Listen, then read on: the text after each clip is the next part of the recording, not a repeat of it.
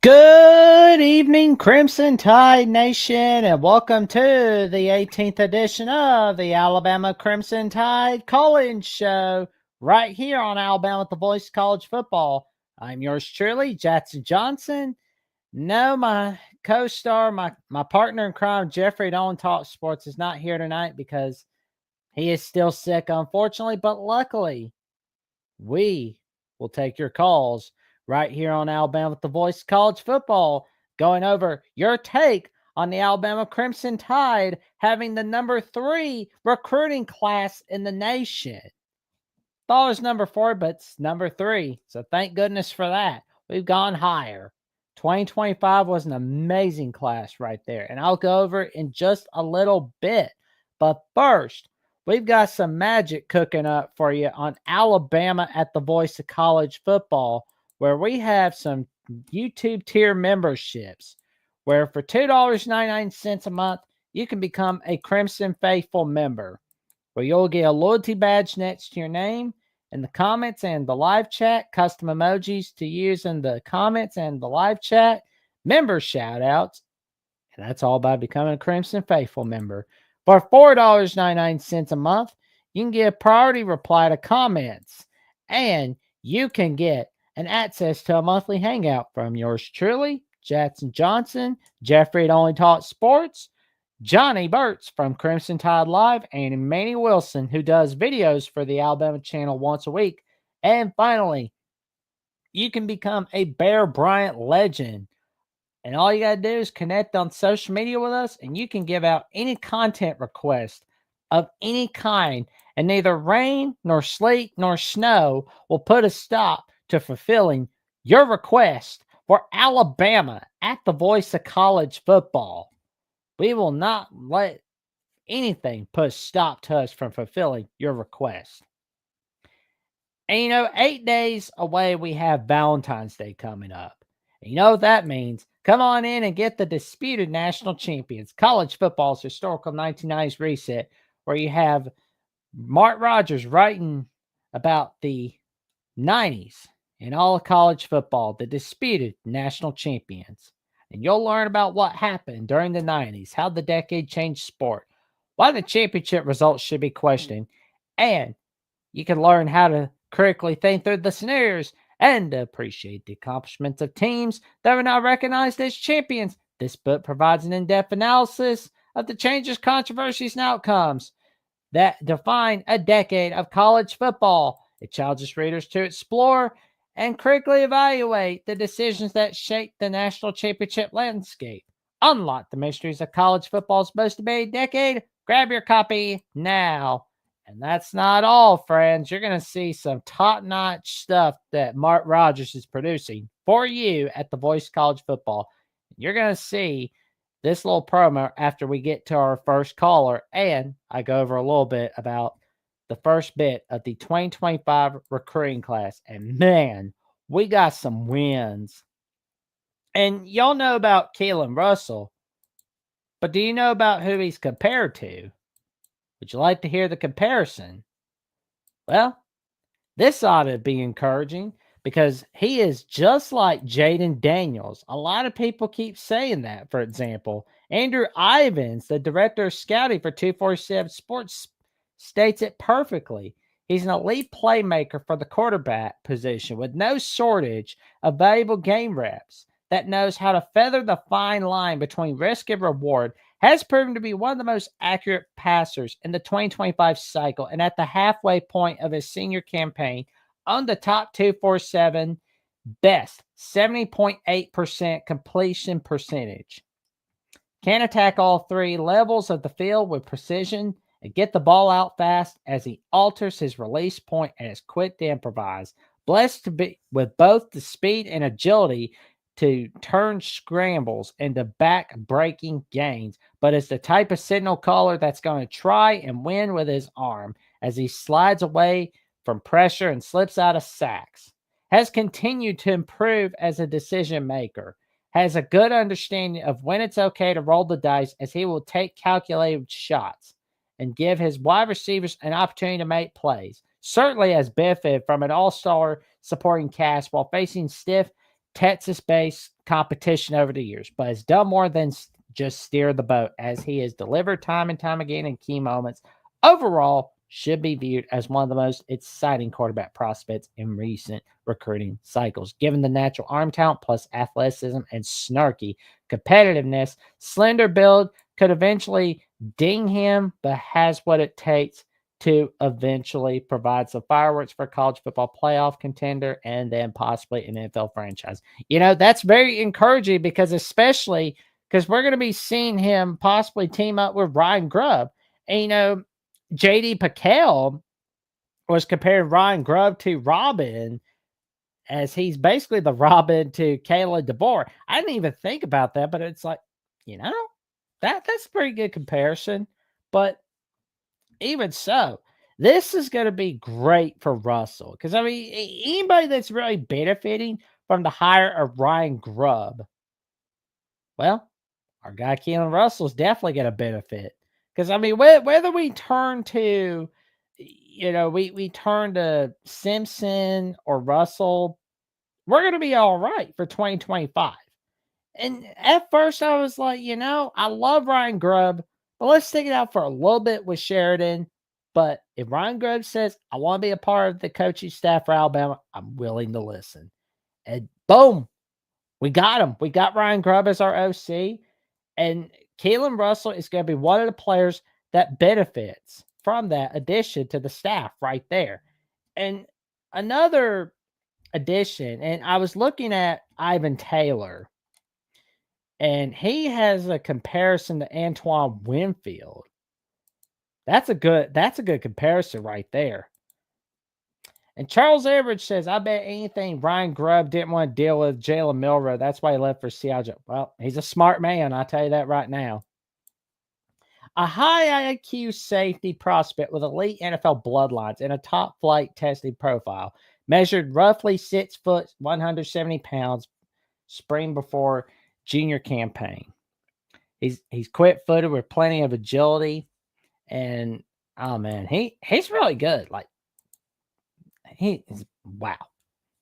He also ran track at the prep level, posted 11.63 in the 100-meter dash in March of 2022.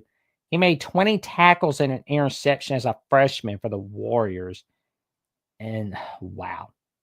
His dad is Ike Taylor, and Ike Taylor had not won but 2 Super Bowls in the 05 and the 08 season.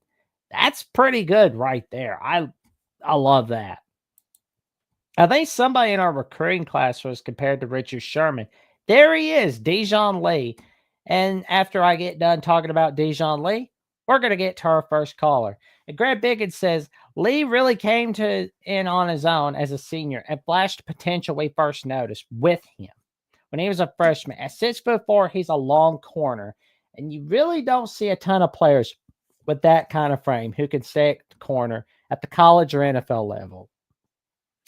After watching him closely this past season, we think Lee could be the exception to the rule. He's got much quicker and plays with more suddenness. He has always had a good long speed, but is now able to change direction and break on the football with more burst as well. He's played with a more physical presence as well. It looked more decisive and confident getting downhill and putting a hit on an opposing ball carrier. He has excellent ball skills, which he showed when he played receiver, and we really like the positional versatility. Even if he outgrows corner, he has first-round potential as a safety, but like the idea of him as a positionless hybrid, you can plug in and he'll make plays no matter where he lines up.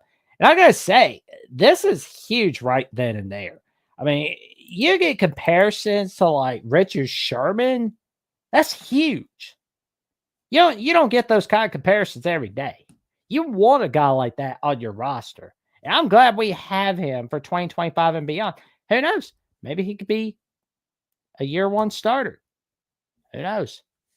But as we have our first caller tonight, and you have seen him over the past few weeks, and he is a top-notch presence over on X/Twitter, the one and only Alabama Richie. How you doing tonight, brother? I'm doing pretty good. How you doing tonight, good buddy? Oh, not bad, not bad. We got a good win in women's basketball tonight. Very good to hear. And see, I watched the game. It was pretty good. Uh-oh, where'd he go? Where'd he go? Pardon me, Ready? ma'am. Oh, there you are. Oh, it wouldn't let me do it. But yeah, 84-66 was the final score of our girls' game. Aaliyah and I had about 27 points. Sarah Ashley finished with 18. And then we had contributions from Zay Green and also Essence Cody with about 16 and 11 to 14. I could be wrong, but it wouldn't let me look at my note sheet.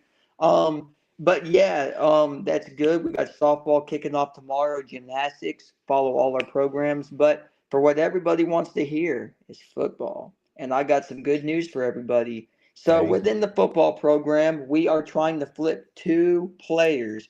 One of them is Keelan Russell's best friend. His name is DeCorian Moore. Now, DeCorian Moore played receiver at Duncanville High School, where Keelan is from and where Keelan played. Now, for those that are just tuning into the show for the first time, we welcome you.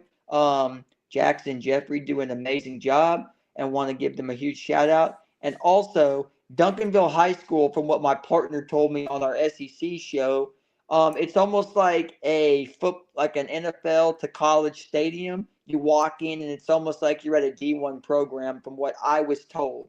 It is very, very nice because right now the Corian is at Oregon. He signed over there, but they talk every day and they're trying to flip, or at least Keelan's trying to flip the Corian. So if he can flip the Corian, I think we'll have a scary deal. We bringing back in Ryan Williams, Hollywood, Jeremy Bernard, Isaiah Horton from Miami, and we'll also have in um, DeCorian Moore. Now, will they all get playing time is the question, but it'll be yet to determine. And then also, we are trying to flip Caleb Cunningham. Right now, he is signed to Ole Miss. He's from Ackerman, Mississippi. He's a 5-star, and to those that don't know, he did visit us, Ole Miss, and the barn, as we call them over there. But a lot of the barn we're talking about, excuse me, oh, we'll get Cunningham. And I said, no chance. Someone else will pull out a bigger NIL for him. And right now, Ole Miss has done that. So again, with that being said, I'm excited for Ryan Grubb in the new season. You know, we got these new guys. What's your take on the Grubb hire? What does that mean for Nick Sheridan? And also, how do you think our season will go this year?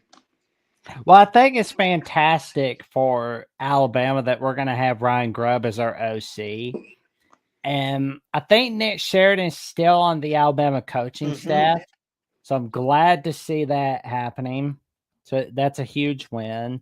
Um, the fact that Ryan Grubb is our new OC, well, he's in Tuscaloosa for the second time. I think that's fantastic. The fact of the matter is, he and DeBoer work so well together, like especially for the days of Fresno State and the days of Washington. And it's like I remember Chris Creighton from Eastern Michigan the other day was saying that, these two work so well together. That's huge right there. And it was funny, like JD Piquel from On Three was saying, they're like Batman and Robin. So it's like that's a pretty good comparison. I think he was like talking about the 60s edition of Batman and Robin. I hope he's not talking about the Teen Titans Go Robin, because that's bad. No, but in all seriousness, I'm so happy to see Ryan Grubb as our OC. And I'm gonna go as far as say as we can get a national title. I I really think think we actually could. we can pull it off. The only thing that makes me wonder, and for those that don't know this, from what my partner told me, he thinks that, and this is just his opinion, but I kind of agree with it. Oh, he was telling me when we planned our SEC show that he thinks that they're going to roll out both Keelan and Simpson this year. And the reason why he says Keelan will get a lot of reps as well. And for those that don't know, as much as Simpson's been loyal to the program, the NIL now is crazy. So guys like Keelan, we don't want to be known for losing another five-star quarterback. We just lost Julian Saying to Ohio State, and Ugh. now we have Keelan Russell. So it makes me wonder, what we could do. But I think those early on games, those like throwaway games, we'll start to see both of them just because you don't want to see Keelan leave because if for some reason it doesn't pan out, they'll throw him an immense amount of money to play elsewhere. And if we're not careful, we could have people in the media, anybody like Feinbaum and just different people saying, oh, is Bama another, we can't get it done, losing second year or second five-star quarterback. And then I think Simpson, they also said too, the A-Day game is definitely going to be where they see these guys and see exactly who has the better arm talent. But what you read was the nail on the head. I like that Jaden Daniel comparison because a lot Yeah. of people give Lamar comparisons, but again, a lot of people said it about Milrow as well, and I said, hold on a second, Milrow and Lamar are two different quarterbacks. So I think with Keelan, you're going to definitely see, and I saw him in high school, and for those that never saw him at that passing camp that Bryce Young was in several years ago, that a lot of people know quarterbacks from, it'll be a good deal. So I'm excited for him for sure. Yeah, it's gonna be fun right there, man. And we now have a new YouTube member at Alabama Voice College Football. Lumity Forever has gifted a membership, and ironically enough, it's Jeffrey Nolan Taught Sports. It's our fifth member at Alabama at the Voice College Football. Let's go. We appreciate you, brother. Thank you much for contributing into what everyone does. There you go, man. It's a huge win right there. And I was looking at a few of our other guys. Derek Meadows. I wonder what he could bring for 2020, maybe not 2025, but longer than that. Honestly, like I want to see him stay at Alabama. Like I don't want to see him leave. Yeah, I don't either. Guys like Derek Meadows, Dejon Lee, Minka Fitzpatrick's son, Minka Jr., and then his buddy that went to high school with him I want to say it's Gadsden, Alabama. I'm not mistaken. I could be wrong, but I watched him recruit or choose Bama. Those guys, if you're not careful, because you see, the thing about Ryan Grubb is he's very, and I'll go back to Keelan, is we all saw what he did with Michael Penix from Indiana to Washington. He likes these sit in the pocket kind of quarterbacks. So the reason why I make this comparison to these guys, even though it's a different position, is if the team's rolling and the offense can score and then it gets the defense involved in huge, points, makes you wonder, do these guys do they leave us if we don't get the job done, or do they stay because they see a title in place? And now that we have potentially we can flip the Corey and Moore, we'd have three of the scariest wide receivers, I think. We'd have Hollywood, we'd have Bernard, and we'd also have DeCorian. But again, I forgot to mention Isaiah Horton, the Miami transfer in. That guy was also huge under Cam Ward and Mario Cristobal. So we definitely will get to see another polished player because now he's going from, and I don't mean this in a bad way, but a just okay ACC versus where the talent level at the SEC is each week you got to bring it. So I think you'll get a treat out of him as well. But the question, another one for you is, now that we bring in Grubb and you get guys like Meadows and Lee and company, do you think they're ready for us? And you think that if we're not careful, someone could offer them a bigger NIL? Ooh, I hope not. I hope we keep our guys before they try to get to any of them. Yeah, absolutely. I think that if they play well, the only thing I worry about is do they ask for a bigger bag? Because when Mbakwe was offered the lead from Ole Miss, that this rich Bama donor came out, and this is just a rumor, but it came out and said, "Hold on a second, here you guys go, and match the money." So I think anything's possible because people love the program so much, especially myself. So you never want to see somebody leave. And I think if someone can put that kind of chips up, the kids will take it and things. So, but I definitely have been reading that the board's been on a roll right now. So Yeah, I mean, it's like all those people that are just like throwing the baby out with the bathwater on Caleb DeBoer, like, oh well, he doesn't have it. It's like he's only had a year. This isn't the NFL, although we're basically NFL junior at this point. But still, I think he's going to do great things. I mean, it's like he's going to do. He may not get 6 national titles, but I think he's going to bring us 1 or 2, maybe 3 national titles. I could see that. Now, cool news for everybody. So, I had the pleasure tonight, and we did on the Grid Ron. For those that don't know, our Wager Wire family has a show on Thursdays that you're a part of every now and again. The foreplay deal that we do. We brought in Oklahoma player and NFL player Martin Chase. So we got to chat with Martin Chase tonight, and we got some very Right. good insight with him, and he told us that he's excited for our program this year. Of course, being an Oklahoma guy, he's got John Mateer that he's bringing in. They're bringing in from Washington State. But again, he gave us a lot of praise in terms of what we're doing. He said that the board knows what he's doing, and bringing in Grubb was huge. And I think that, a player from another program or former player, he now turned 50, so happy birthday to brother. But I mean, bringing in another insight like that to give praise to us was huge. He's a very solid guy, and if you get a chance to meet with him on X, he's a guy you don't want to miss an opportunity to meet with. But he told us, he said that Keelan is one of the most well polished quarterbacks he's seen, and he thinks that we have the best quarterback right now. Oh, agreed, man. And how are you feeling about Michael Carroll and Ackland Deer? Like, do you think Deer can be like one of the Nets' great running backs, such as Trent Richardson and Mark Ingram and Derrick Henry?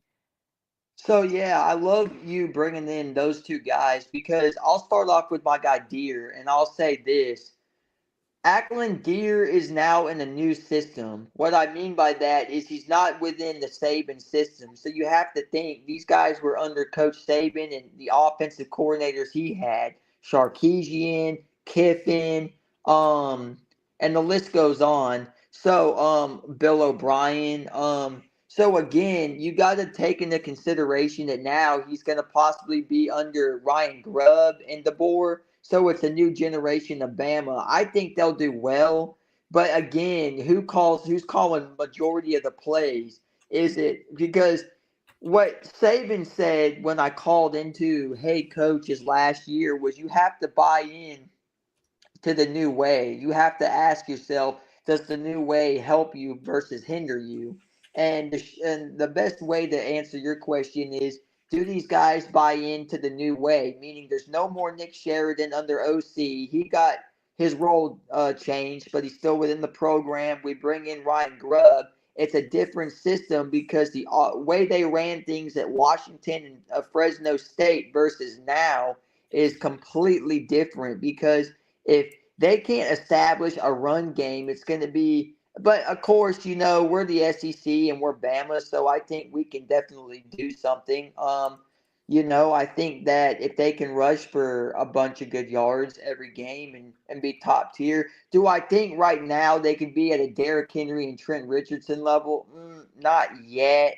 I kind of saw Deer, and I don't mean this in a bad way, but I mean I kind of see him more of like the Kenyon Drake route, sort of, where he's a good running back, but he's not the top, like like the main guy yet. I think he can prove himself, but we still have some good running backs with Richard Young. We still have Daniel Hill. We're bringing in Deer, so he's going to be competing. And then we just lost our brother that went over to Michigan.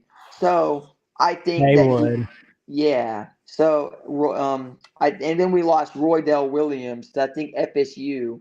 So I kind of think that at some point he could be, but it's just yet to be determined right now.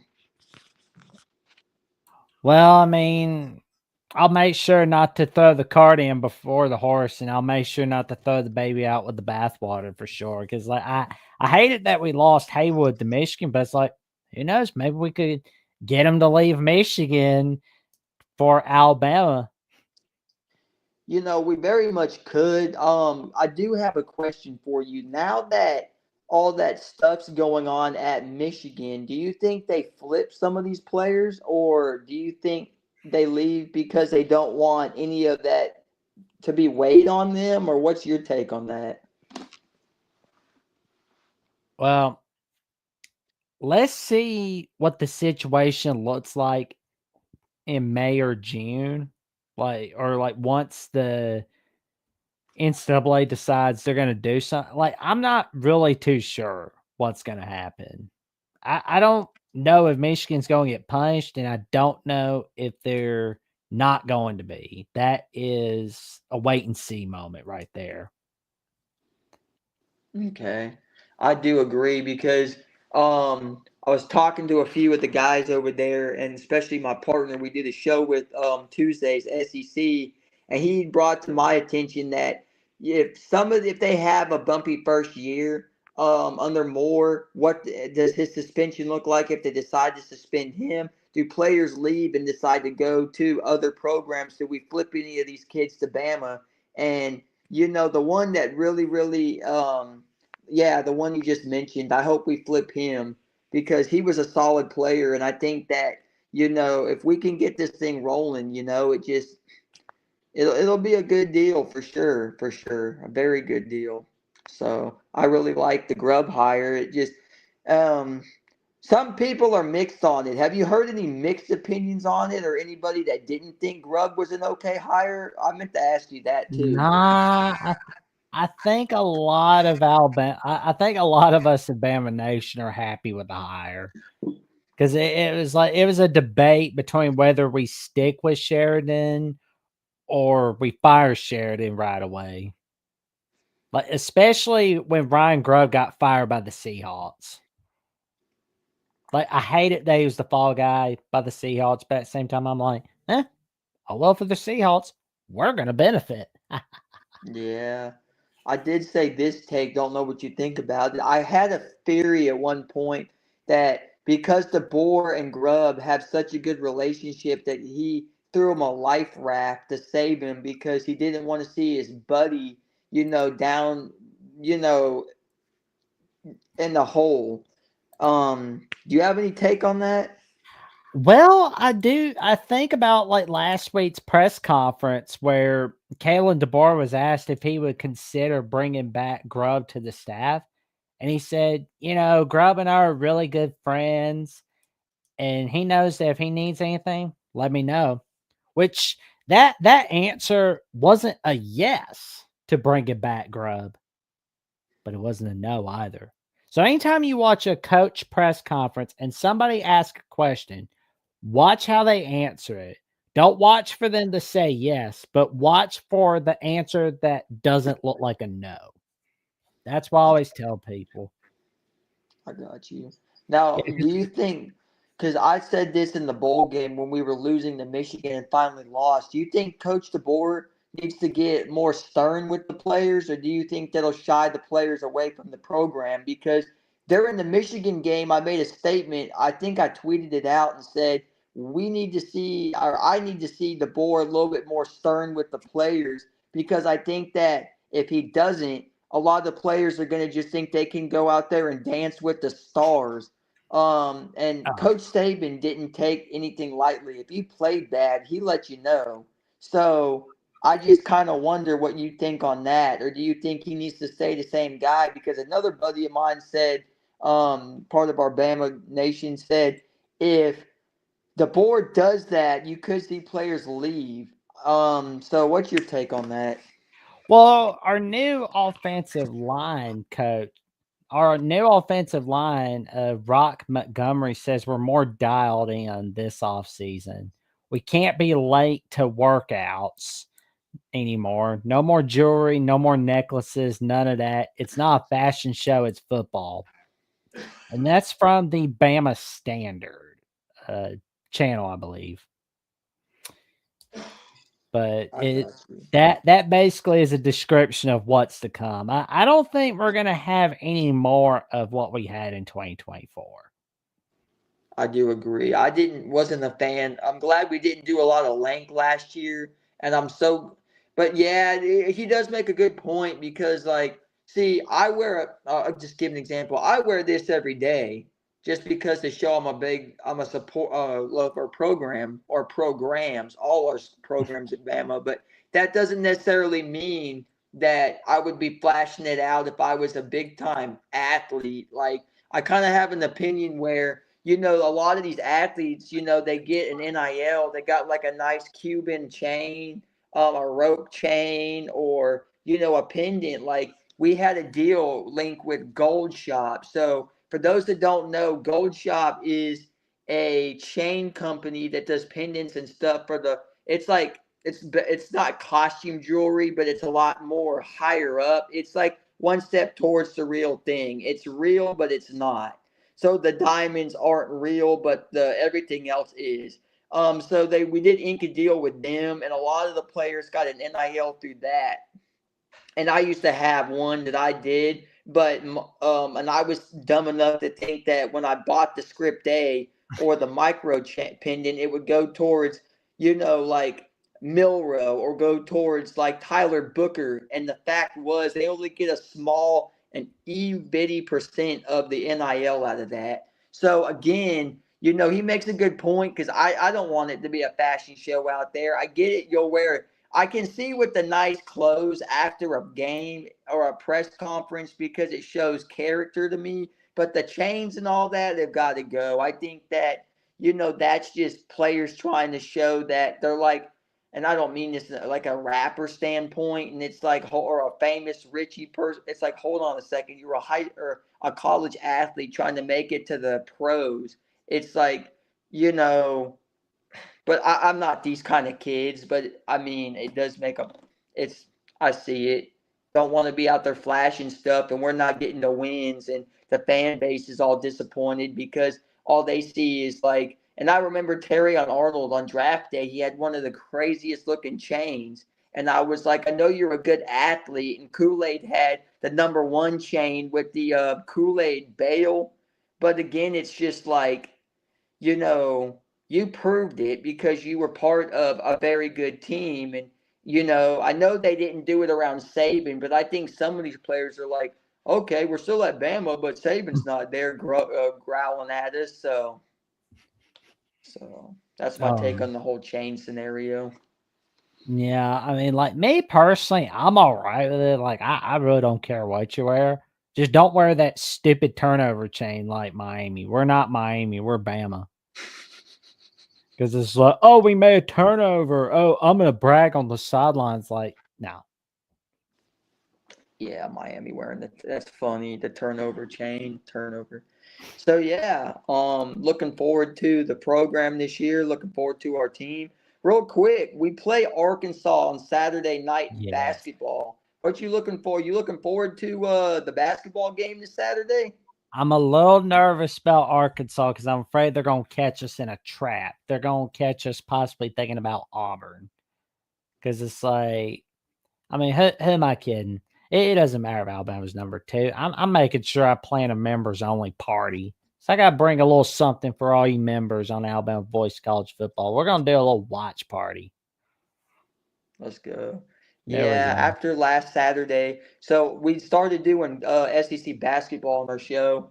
We bring you recruits as well. So for those that don't know, last week, the game of the week was John Calipari's return to Rupp Arena.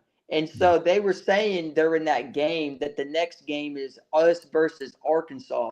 Arkansas got a crazy win because they were back at Rupp Arena. Calipari had mixed emotions. Half the people were solid.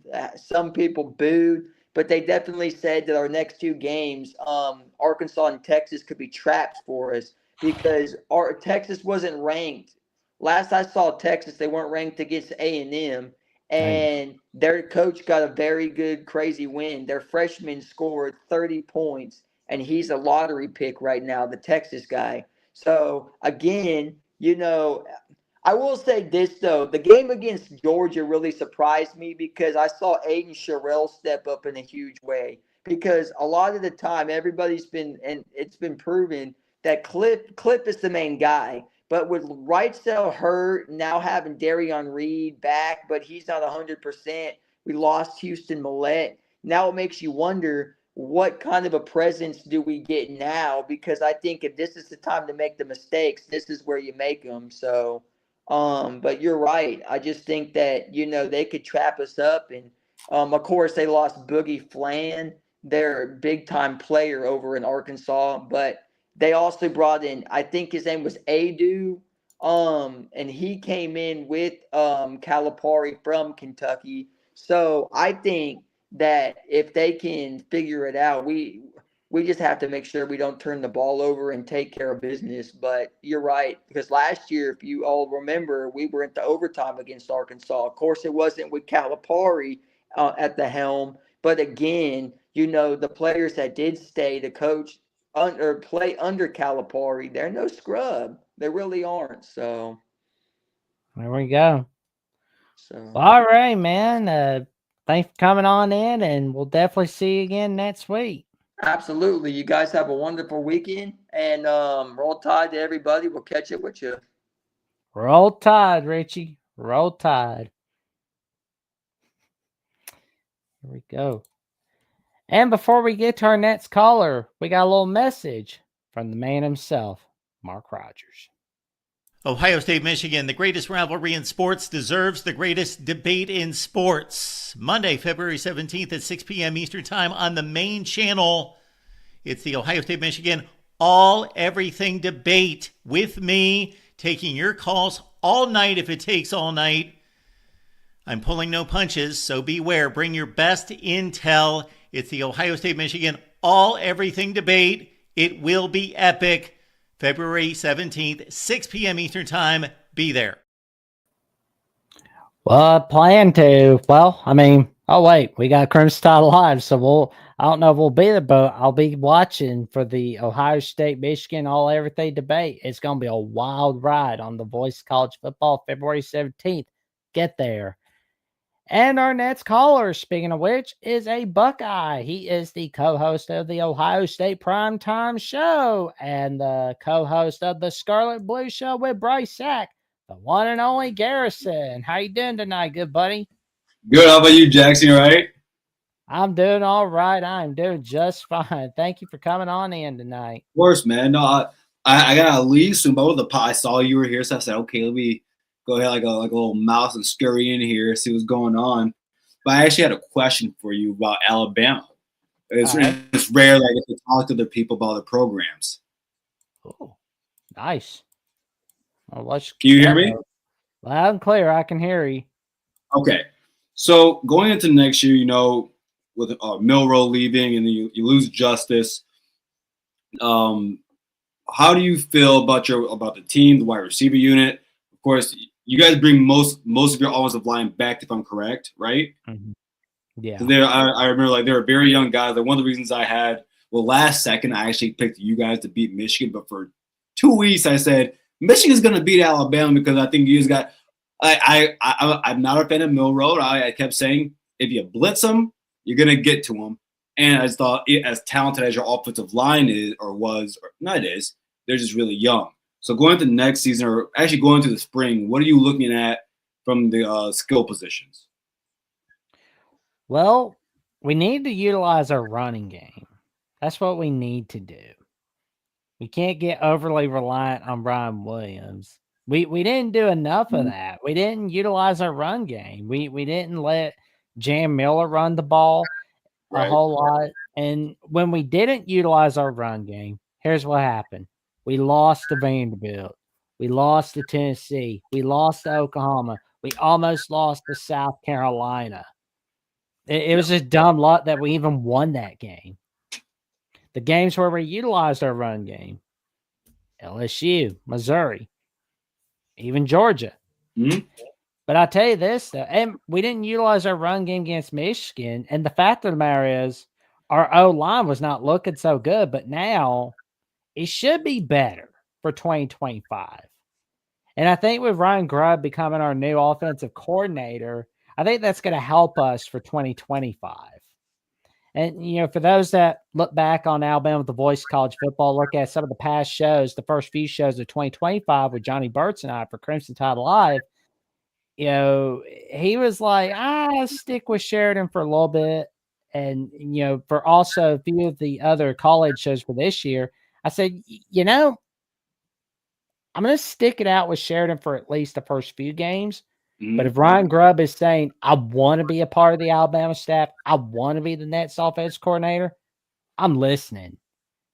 And it was like I said a little while ago to Richie when DeBoer was talking about Ryan Grubb in the press conference last week where he's like, if he needs anything, let me know. And then my last question for you. Okay. What grade do you give Kalen DeBoer on after year one? I've been very strong in my comments about Kalen DeBoer. We actually had a conversation about him on our call-in show, and I told we were talking about Ari Wasserman and shoot, I can't think of the other guy's name. Oh, from On 3, Andy Staples. Andy Staples, about their top 25 coaches list. And how I felt, so Ryan asked me, do you believe that Kalen DeBoer has built anything at Washington? I said, no, I don't count 2 years as you building something. I said, what I want to see is what he does at Alabama, because much more pressure there.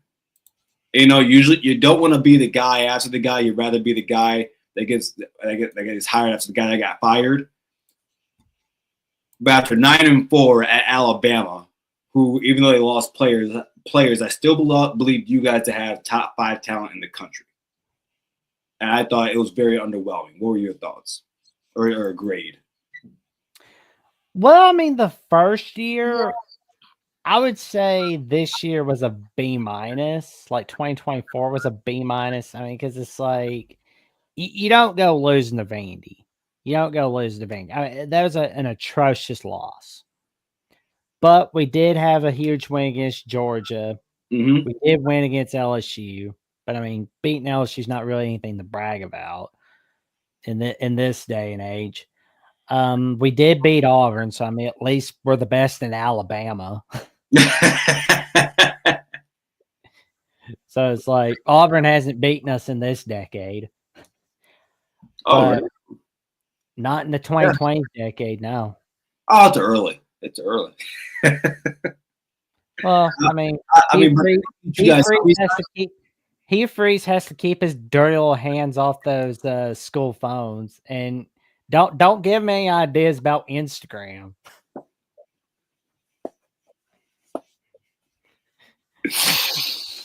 They barely beat you guys as it is, but yeah, man. I just want to come here real quick, ask you quick questions. Like I said, I never get to talk about other teams. I really love to do that.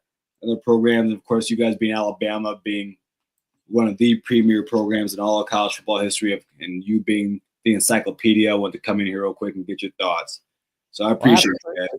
Well, I appreciate it. But before you go, tell everybody what magic you got cooking up on your world, man.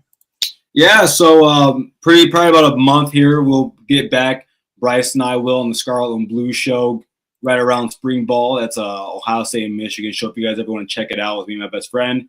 And then next week, I'll be back on Ohio State Primetime Live. Looking forward to see what happens in the next few days. I'm hoping we get our defensive coordinator here soon. I wouldn't be surprised, though, if we didn't have one going into Monday, even though I would like it, so we can have some content to talk about. That would be nice. That's a good 2 hours for me. And this is going through the whole staff. And actually pretty soon here, I haven't told you about this yet. I've had some talks with TJ, and I asked if he thinks it would be a good idea, if he'd be cool with it.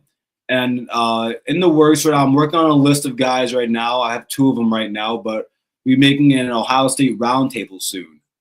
Ooh, that kind of like Michigan at the Voice College Football, where there's like a Michigan roundtable.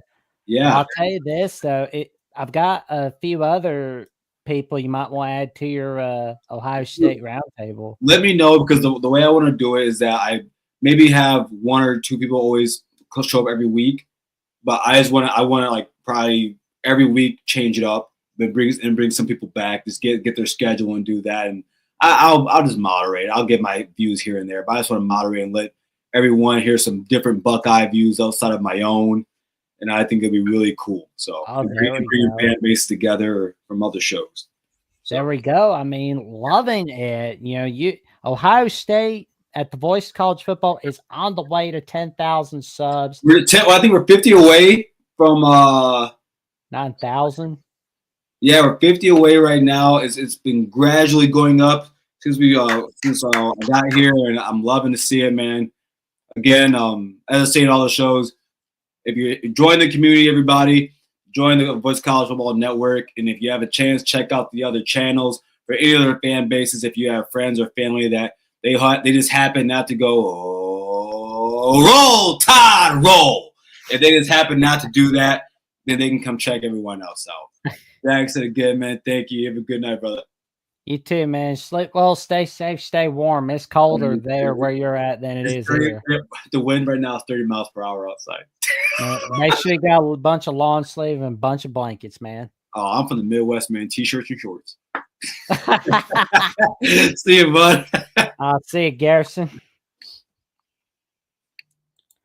That's our buddy Garrison Gaddy at Ohio State, the Voice of College Football, and the Scarlet and Blue Show.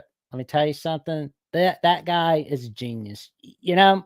I was a guest on the Big Ten Team Rivalry Show in week 1, week 2, and I think he was on with me. And, I was impressed with his knowledge on Ohio State, not just Ohio State football, but like college football as a whole. And I got to tell you, man, that guy's a freaking genius. And I thought to myself at the time, I'm like, somebody ought to give him a show of his own.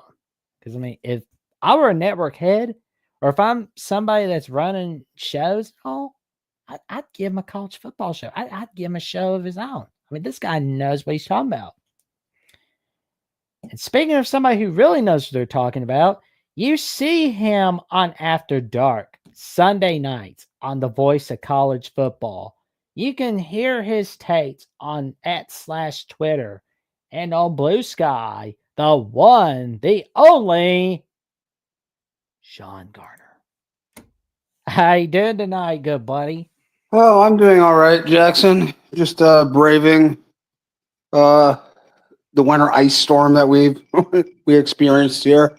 Oh God! In West Michigan, and things have gotten a lot better. Well, after your call in, my IT guy's coming in for a stump Jack portion of the show where he's going to be asking me some questions. Tune in for that. Awesome. I will definitely be sticking around for that. That's always going to be a fun one. Is the stump Jack portion, is it Alabama centric, or is it? I think, last week it was, but I don't know if it's this week. Because, like, last week, my dad came in and called and gave a lot of questions. It was pretty fun, though. Yeah, he is my IT guy for the Jacksonian Alabama with the Voice of College Football. Matter of fact, what you see right there, he helped me build all this. And, that desk, I mean, it was like he and I both worked on it on Father's Day 2023. I was like, I appreciate him helping me like set up like everything that got everything going, so to speak. It was like boom. It was like the day before my first ever episode of the Jacksonian with Matt Zimick. So it was like, that's a little backstory you just learned today. A little story time with Jack. Nice. Well, I have a feeling I would have to put in some hours on Wikipedia if I wanted to stump you, Jackson. So, no worries, man. It's all good. Be fun to watch. Okay, Jackson. Question a little bit about some of the Alabama as it relates to the NFL draft as they're moving up here. Alabama. This is probably like the leanest year as far as Alabama prospects. in the draft in a really long time. It's disastrous. I mean, Well, it's not like most years for us, but like Milroe, I hope he does well. He says he doesn't want to switch to wide receiver, but I don't think that would be a good switch for him anyway. I think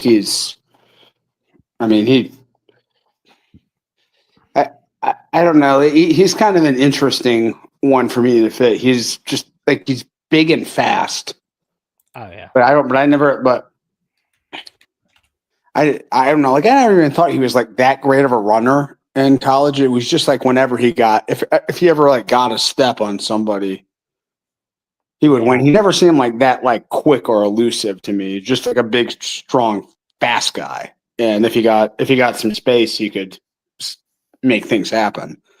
So I don't know how it really translates. I think his best future probably is at quarterback and just work and hope to develop. And then maybe he can be like a kind of a package player. I don't know. We'll definitely wait and see what happens. Maybe he can be like Taysom Hill. Like, that'd be cool.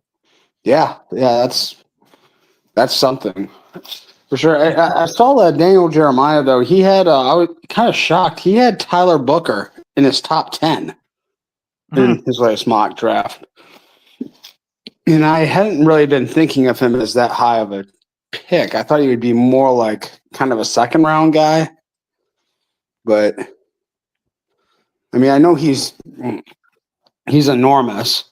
I mean, he's like 340 pounds, 6'7" or something like that. And I don't know, between him and like Jahad Campbell and who else do they have in the draft this year? Here. Well, this year it's a sloppy year for the draft for quarterbacks.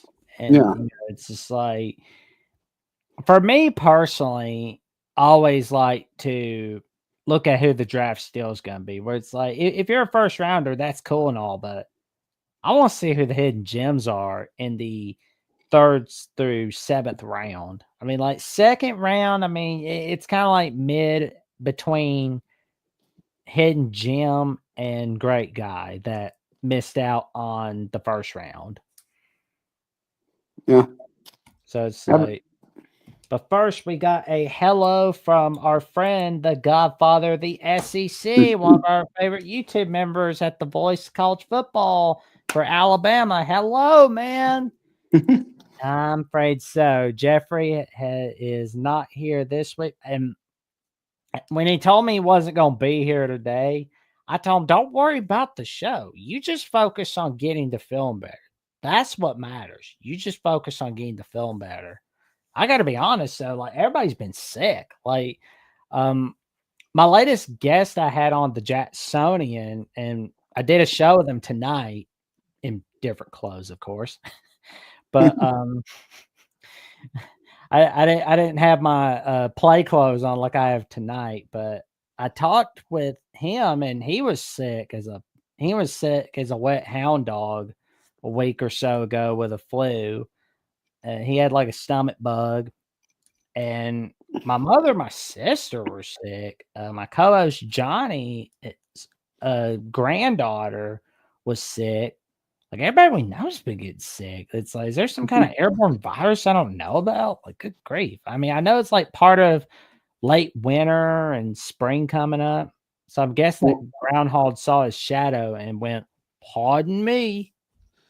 Well, I know that the bird flu has been going around, but I don't think they probably haven't been putting their faces in any chickens' butts. So that would be so wrong. I'm guessing Jeffrey, maybe that's Jeffrey's situation. I had just assumed his probation officer caught him again. Nah. So, but no. Yep. So I did want to ask about Booker. Are you surprised to see like him possibly getting that kind of a bump right now, or see that remind you of like J.C. Latham last year? Because I didn't think he was like a top 10 prospect, and that's where he ended up going. Kind of surprised me. Well, me personally, I'm just kind of like, I don't care where he's drafted in the NFL draft. I want to see him go to the best situation possible. Because, like, if you're in the first 10 picks of the NFL draft, you're in a crappy situation. I don't want any of the Bama guys going over to some pile of crap team like the Panthers.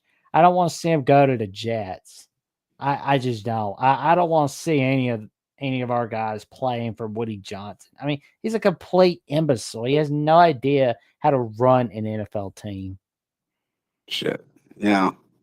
Yeah, I watched a little bit of that Aaron Rodgers documentary.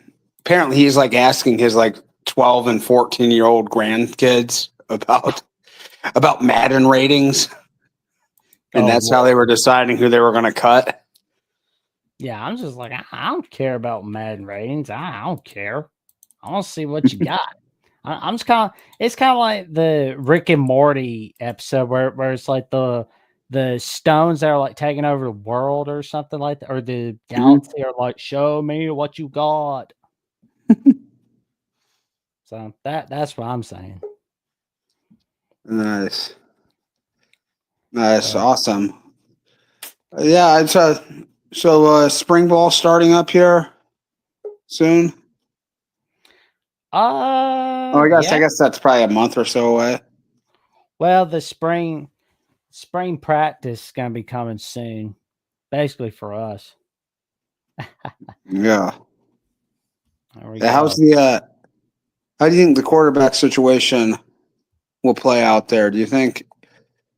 And do you think which do you think will be a better fit for what Grubb wants to do? I want to go with our guy. Keelan, but I feel like for now, it's gonna be Ty Simpson. Yeah. For a little bit, but then we'll go with Keelan Russell. Oh man, we got our guy Ben from Exploring Ben and Sam in the chat tonight. Nice. We got a wild show. Does Ben have authority to cancel this show? I think that's a bit outside his realm. Nope. Maybe he can strong arm this network like Elon did to the Treasury, and just decide who gets to stay on, who doesn't. Oh man. Sure. Awesome. Well, we got plenty of callers tonight. Here we go. Call and queue. Man, I'll tell you right now, I'm looking at our guy, Tyson Booker. There's someone that's got an article from the Minnesota Vikings. They're saying he's one of their top 5 options. I'm like, sounds like a good plan to me. I mean, if the Vikings get him, I mean, that's a good one. Yeah. I mean, that's an interesting one. But it's kind of been amazing. This is the first year I can remember where Alabama doesn't have like somewhere between at least like 3 first-round picks. It's usually like 3 to 5, something in there. Okay, yeah. And then a number of guys in the second round. I mean, do you think that bodes well for the team next season, because you're losing less significant losses than you normally do, even though if it's like 5 years of this, then I'm worrying. But it's just 1 year. Right. Yeah. It's like I think we'll be fine. Absolutely. All right, then, Jack. What? Well, any questions you got for Alabama tonight? Just saying, what's your Super Bowl call here? I feel like the Chiefs are going to 3-peat for some reason. You do? Yeah. I'll be pulling for my Bama guys, Jalen Hurts and Devontae Smith, and our Titans guy, A.J. Brown. Like, A.J. didn't even ask to be traded. But Titans were like, we're gonna trade him because we don't feel like paying him. Dumb move. Yeah, that's just dumb move by the Titans. But oh well for them. Eagles are benefiting. Yeah. The Chiefs kind of made their own dumb move with Tyreek Hill. They didn't get much in return for him, and I mean they've been good enough to overcome it. But man, I've looked at the Chiefs receiving corps some of these years. I'm like, it's chicken wire and duct tape. Since he's left. Oh, it's been a dung heap. But they've won the title almost. They played in the Super Bowl every year since then. They made that trade. Well, and I'll give you a little spoiler for my next Jack Sane episode, which will release tomorrow night at 7 p.m. Central Time to 8 p.m. Eastern Time.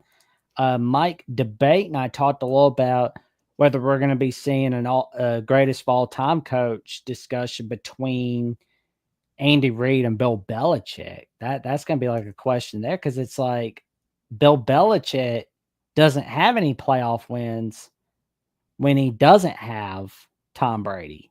But Andy Reid may have not gotten a Super Bowl victory without Patrick Mahomes, but his teams have gotten playoff victories without Patrick Mahomes. Oh yeah, consistently. I mean, yeah, but both of them, it seems odd, kind of hard to judge who exactly the best coach is, because both of them needed, all-time great quarterbacks to even be in the discussion. So I don't know. I mean, like, to me, it's a slam dunk. I don't know.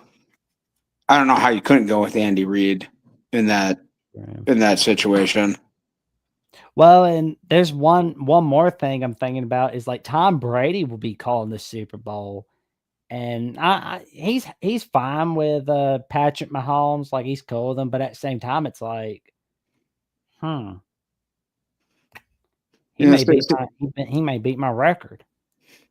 See, I also just don't like Brady on the mic that much either. I don't think I think there are guys who present the game, who talk the game better than he does. He obviously knows football as well as anyone, but I don't know. He's not that strong of a presence on the mic. I wish we had Romo or Greg Olson calling the game. I think Greg Olson's going to get a job at NBC. I think he's going to be like, you know what? I'm tired of being the second tier guy at Fox. Right. I'm going to go to NBC. Right. And I mean, and Brady, he's only behind Brady because of the name recognition. It's not because of the quality of the work, because I think Olson's clearly a better communicator and better at the job, at the color commentary job than Brady right now. Yeah. So, all right. So that's about all I have tonight, Jackson. Well, you can check out Sean on @/Twitter, and you can check him out on Blue Sky, where he's got some magic coming up the way. Kevin Burkhardt and Tom Brady. Kevin Burkhardt? Oh yeah, the play-by-play. Yeah, it still feels weird to this day. I'm used to it being Joe Buck, Troy Aikman, but I mean, they'll go back to calling the Super Bowl when it gets Super Bowl 61 for the 2026-2027 season. That when ESPN or ABC has the game? All right. Yeah, it'll be the first time for ESPN, but it'll be the first time since Super Bowl 39 between the Seahawks and the Steelers that ABC is broadcasting the Super Bowl. Wow. So it's been a minute. That is quite nuts. It seems I'm sure the rights for that are highly, highly competitive. Oh yeah. Well, all right, man. I'll definitely be seeing you, and you have an awesome Thursday night. And so heading down to Columbus in the morning, watching some Buckeye sporting events there, and enjoying the town. So looking forward to it. Well, we've only got about 200. We got 200 something days coming up. Yeah. 2025. There's a lot of sport to enjoy in the meantime. Don't forget about it. And you guys, God, you're just a basketball school now, right? Pretty much. I guess. I mean, it's Yeah. like I'm doing my best college basketball, but it's like I'm excited we're doing all right. All right, Jackson. Talk to you later. Man. That was our guy, Sean Garner. And next we have my IT guy who's got some more questions for me as he did last week. How you doing tonight, Dad? Doing well. How are you doing? I'm doing all right. We got a wild night tonight on the 18th edition of the call-in show. Well, I'm going to mix this one up on you. I know this is a Crimson Tide Live show, but I want people to see, I want people to see that your knowledge expands way beyond Crimson Tide. So we're going to go next door to Auburn and see how you do with the trivia about Auburn. I knew I was going to get a twist. I got a warning. It's like, I love it. All right. You ready for this one? I'm set.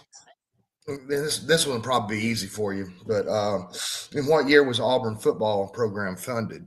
I mean, oh, well, it's definitely in the 1800s.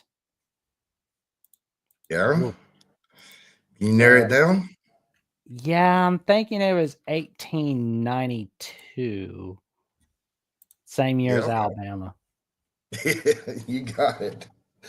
But there's a national title question. It's two national titles, 1957, 2010.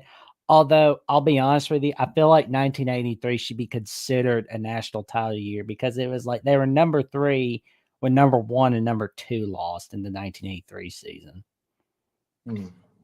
Godfather of the SEC says 1856. All right. Who was Auburn's first football coach? Ooh, that's a good one. Man. Well, it wasn't Shug Jordan, obviously. I mean, he brought them their first national title. I think it was a guy named George Petrie. That's him. Very good. All right. What team did Auburn play in their first ever football game in 1892? The Georgia Bulldogs. There you go. Deep South's oldest rivalry. Auburn won the 2010 BCS National Championship against Oregon. What was the final score? Oh, man, I remember this one because that was the 53-year drought for Auburn that year. They won it 22-19. I mean, how can anybody forget Michael Dyer making some huge plays? It's like you don't forget about Michael Dyer and Cam Newton making those big plays against Oregon. Okay, what? Well, that first year, Chiswick, Auburn went 7-5. They went 8-5 with a victory over Northwestern on New Year's Day of the Outback Bowl. It's like just full of knowledge, Jack. I do my best. Which famous Auburn coach also served as a colonel in the U.S. Army during World War II? Oh, wow. That's a good one. Ooh, that's been a minute. Like, good grief. Like, is it multiple choice? All right. Was it, Ralph Shug Jordan, Pat Dodd, Tommy Tuberville, or Mark Donahue? Oh, it's obviously Jordan because it's like he was the head coach for 51-75. So it's like, in case John wants to come on. That's funny. Shout out to our YouTube member, Case John 1. That's one of our favorite followers, isn't it, Jack? Yep, that's right. All right, here we go. What year did Auburn and Alabama first play in the Iron Bowl? 1892. You sure about that? Well, 1892 was the first ever game. 1948 was the first year back after a 41-year drought. And 1964 was the first one that it was dubbed the Iron Bowl because Ralph Jordan, aka Shug Jordan, called it that. And I believe it was on NBC of Thanksgiving Day. That was when Ray Ogden made that kickoff return. Well, they're saying here it was 1893. So it's probably the same 1890. school year. Oh. Man, I was a year off. Okay. Auburn won its first claim to national championship in what year? 1957. Oh. All right. They shared it with Ohio State. Alabama was sloppy that year. Like we had that was the year before we got Bear Bryant, and Auburn shut us out and they smacked us off the face of the earth. Nah, I don't remember that one. I think that was before my time. Neither one of us were born, but that's okay. That's what the old highlights are for. What Auburn player caught the game-winning touchdown pass in the 2017 Iron Bowl against Alabama? Ooh, 2017. That's a good one. Ooh, like we didn't win that one. I'm gonna have to say it was. This 2017. Like, who are the choices? It's gonna come to me. All right, I'll give you some choices here. Darius Slayton, Seth Williams, Ryan Davis, or Richard Lewis, or Ricardo Lewis. I think it was Ricardo Lewis. Oh, I think we just stumped Jack. There you go. Oh, It was Ryan Davis. Ryan Davis. I was off. What school did Toville coach where he isn't currently hated? Is that your guys at Cincy, Sean? Like I mean, it's I know he didn't do so well there, but then he's like, you know what? I'm leaving Cincy. I'm gonna go run for politics. All right, question He 9. left Ole Miss hanging and for Auburn.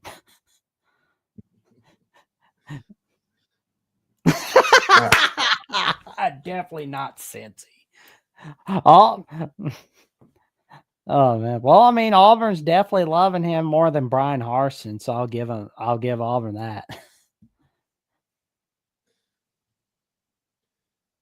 This one should be easy for you, Jack. This is Okay. question number 9.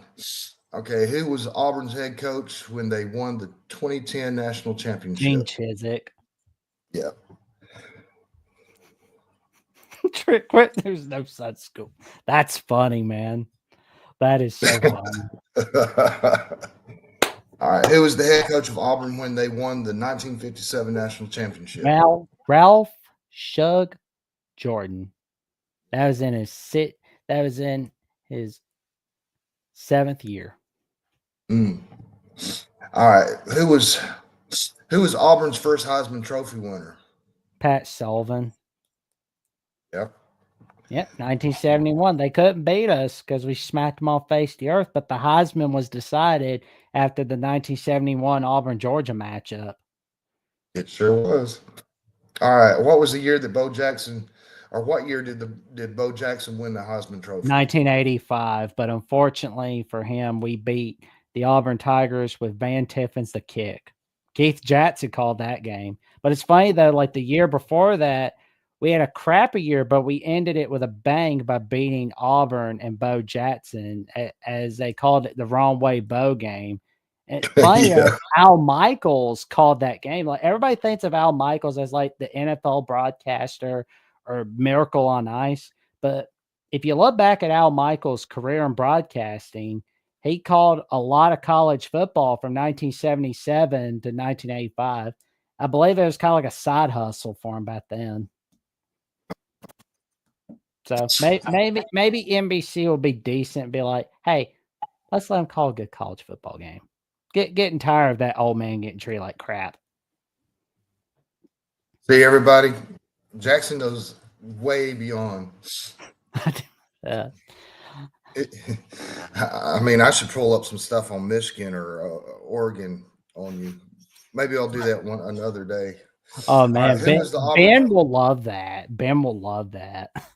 Okay, who was the Auburn quarterback that threw the famous prayer at Jordan Hare Hail Mary against Georgia in 2013? Oh, that was Ned Marshall. Because I remember I was cheering like in my bedroom, and Mama was asking me, "Are you doing okay?" It's like, oh my! I just saw a game-winning touchdown, Jordan Hare. Like that was a huge one right there.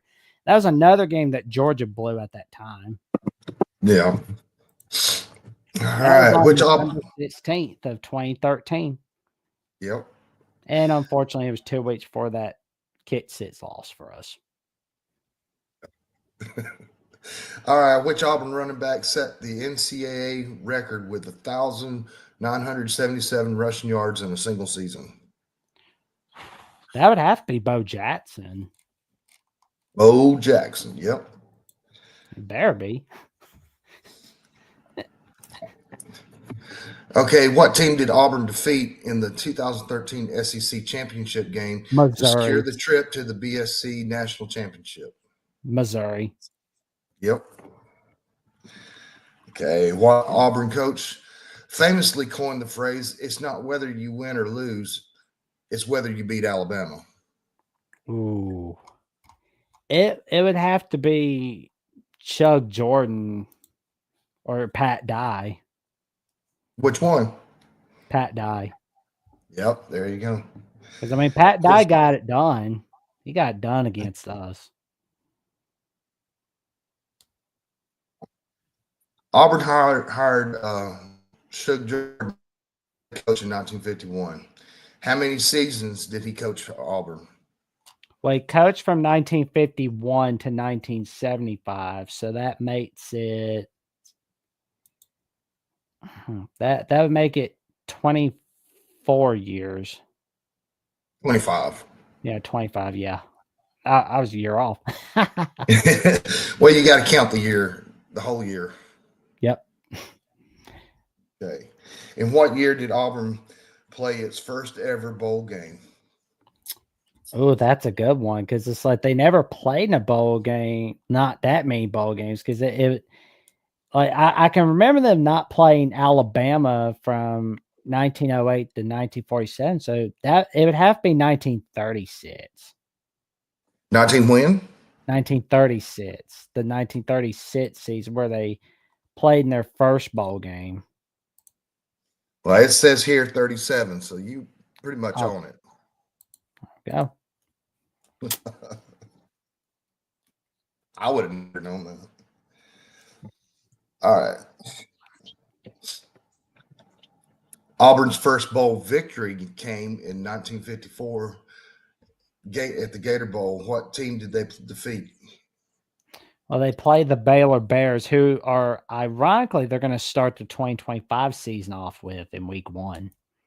Oh wow, yeah, you're right. It was Baylor.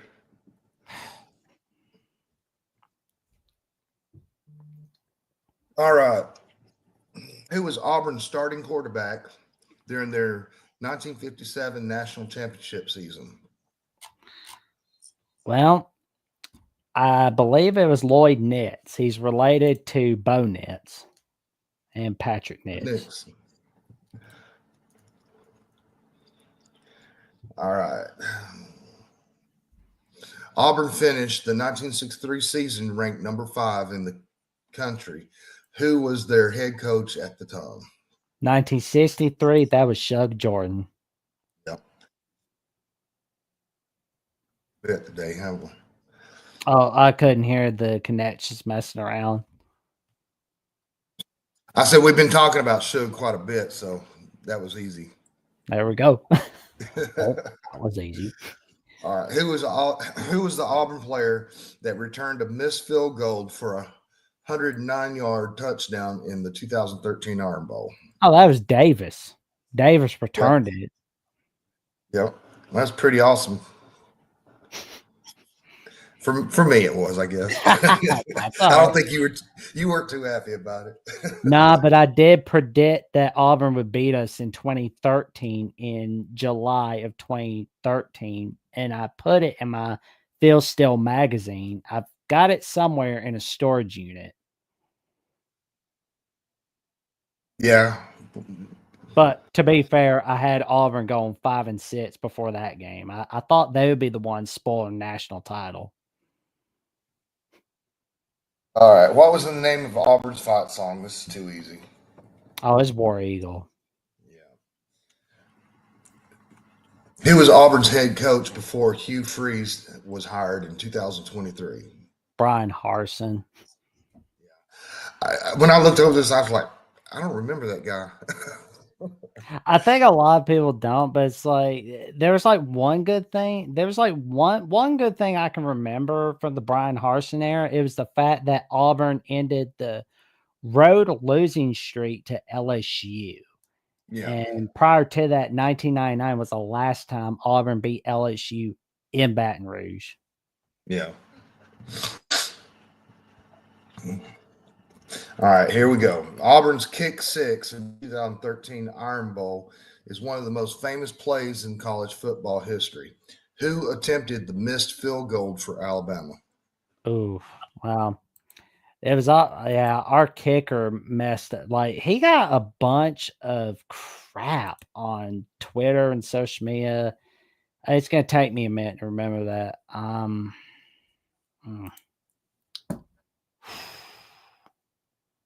Got me there. It's like more choices.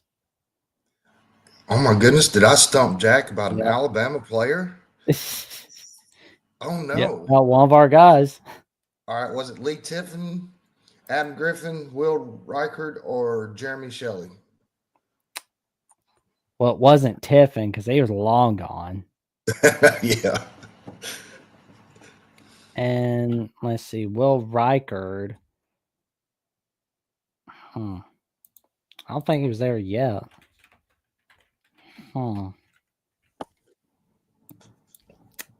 No, wasn't Reichard because I mean he was a little kid then. So the other two, what were the other two? Jeremy Shelley or Adam Griffith? I think it was Griffith. It was Griffith. I was starting to see a little smoke coming out of your ears there, Jack. Yeah.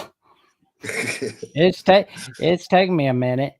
In case John Wan says, it's amazing you guys are doing this. Isn't your IT guy pretty far away? He is. As a matter of fact, he's in Europe. He's ahead of me in time zones. But if you think that's pretty far away, wait until you see like Oregon's last show from last night where Ben and Spaz had Patrol Nation. Guy's name is Lyle. He's from Australia. I believe Australia's 17 hours ahead of us in Bama. Wow. And you said Poland's 9 hours ahead of us, right? Do what now? Poland's 9 hours ahead of us. Am I correct? 7. 7.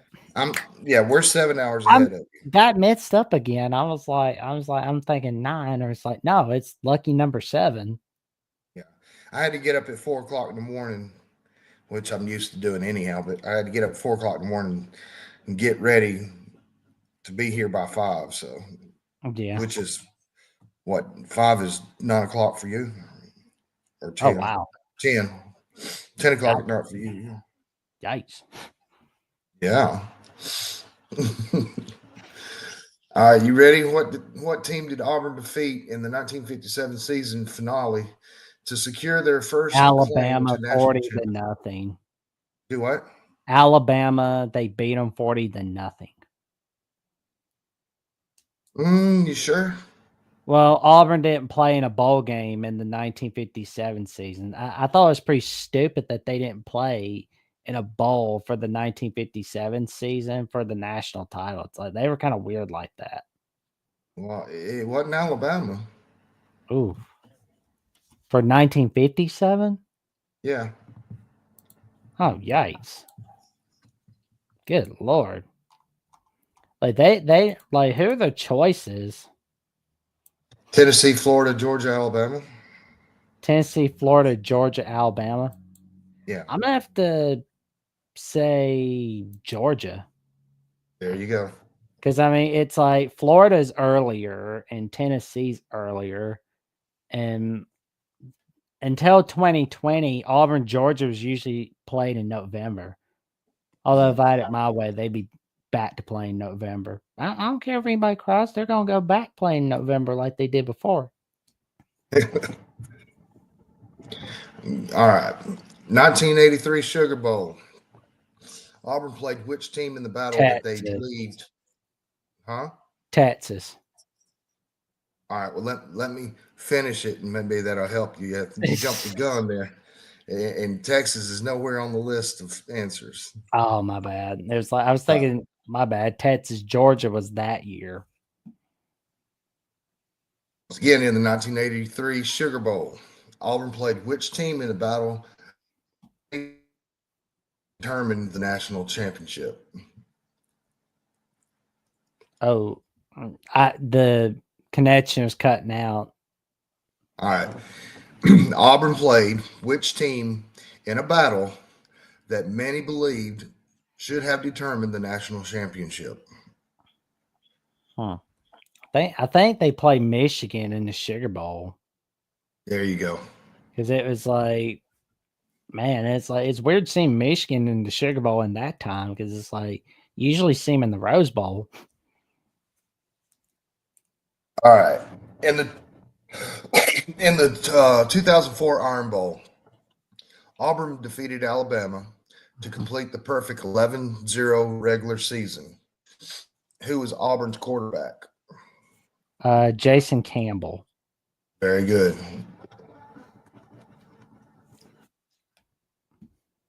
Now, I don't know if you're going to get this one. This one may be really hard for you. Okay. What's the name of Auburn's? What's the name of Auburn's home stadium? Jordan Hare Stadium. Yeah. I don't know. Who wouldn't know that? Okay. Everybody. Yeah. Auburn has won 2 official recognized national championships, 1957 and 2010. What other season did they finish undefeated but not claim a title?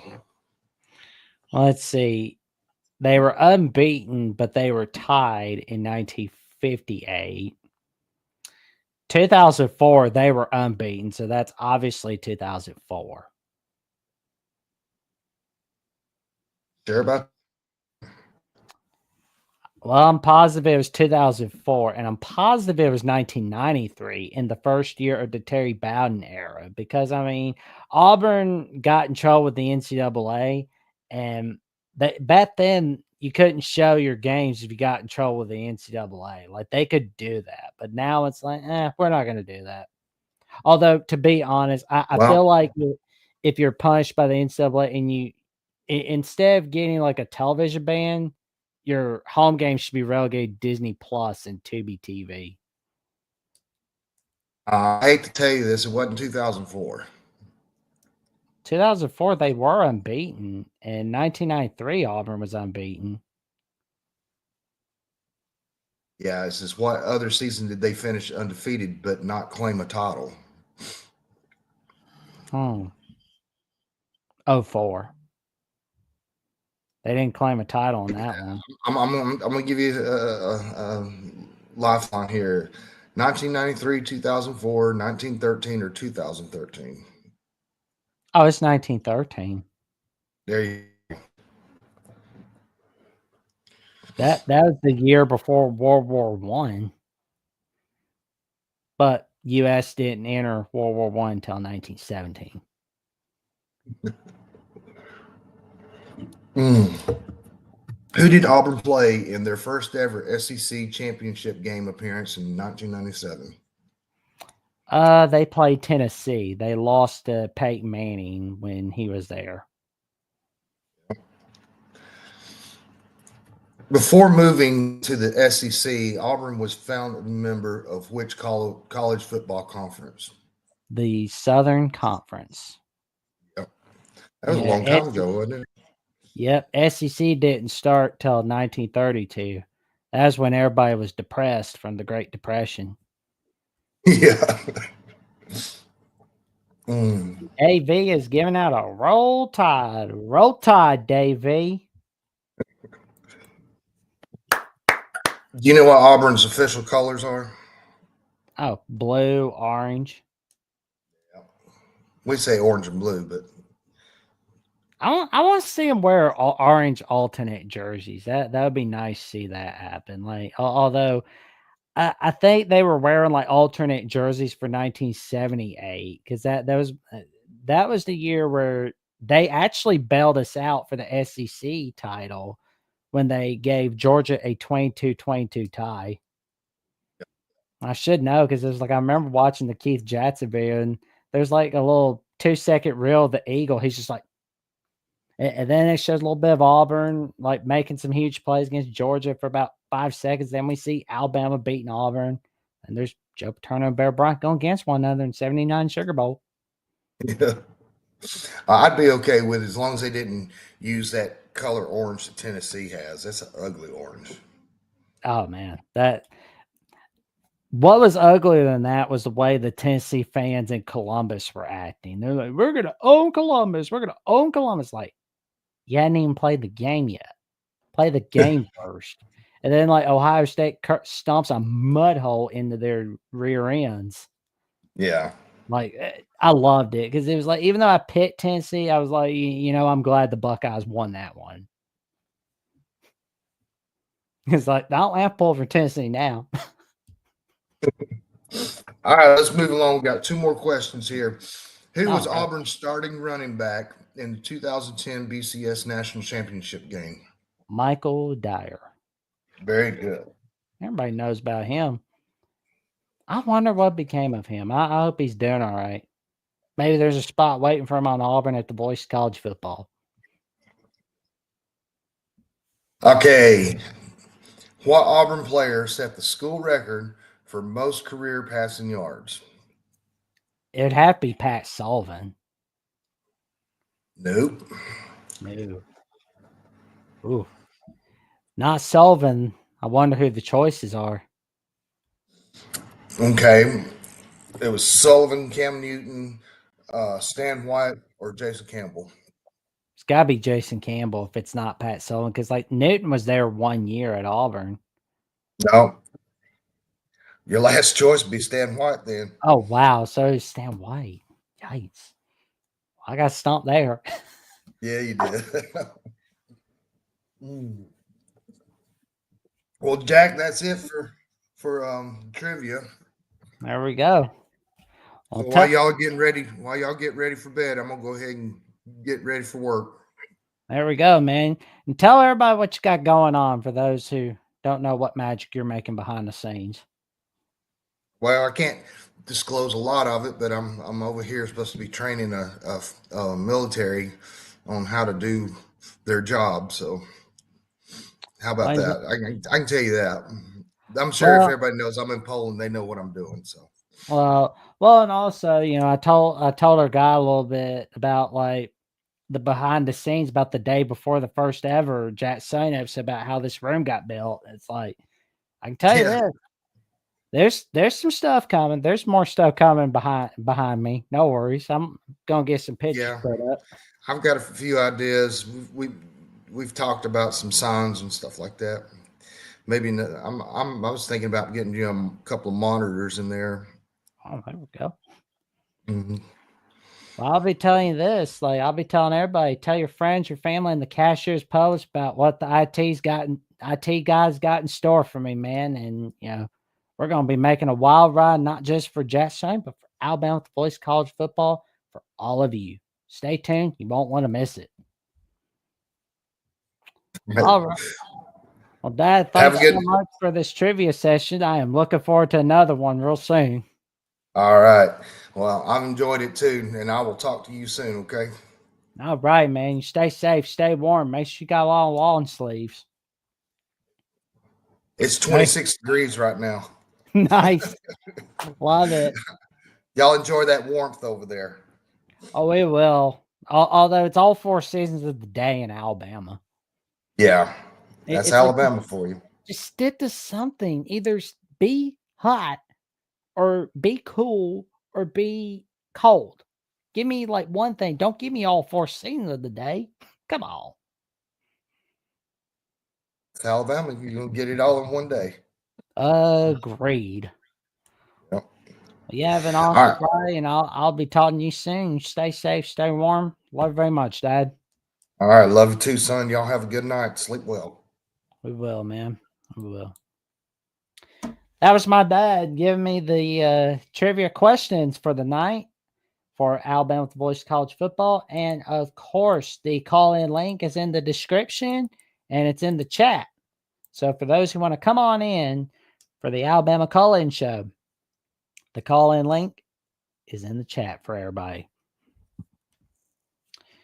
Well, and we've got some more magic at the Voice College Football coming to a place near you. We got the Voice of College Football X account / Twitter account where there is top-notch discussion, debate, and analysis where you can get some of the top-notch shows, not just the Alabama call-in show, but also Alabama with the Voice of College Football. There's more magic from Ohio State, like Garrison and Ryan bringing for the Ohio State primetime show. There's our guy TJ. Well, you know, he's still alive. He's got some of his buddies from the Avengers coming in from Michigan at the Voice College Football. And we have a new show added to the network. We have Jack Fitzgerald and Mid-Major Mac. Not Mac, Mid-Major Mac doing the first ever edition of Virginia Tech Hokies live on the Voice of College Football. And you got Garrison covering the extension of Ryan Day. Our buddy Mark Rogers covering the hot seat list for 2025. Jordan Bowman on Clemson Live every Wednesday. Justin Adams for Nebraska at the Voice of College Football. Case John 1 says, I love Stump Jack. That is great. I'm glad you do. Thank you for tuning in for the 18th edition of Alabama at the Alabama Call-In Show. We appreciate it very much. And we got our guys, Frank Fear and Coach Greg Christ from the Mountaineer Locker Room, talking with Bo Orlando on the West Virginia at the Voice College Football.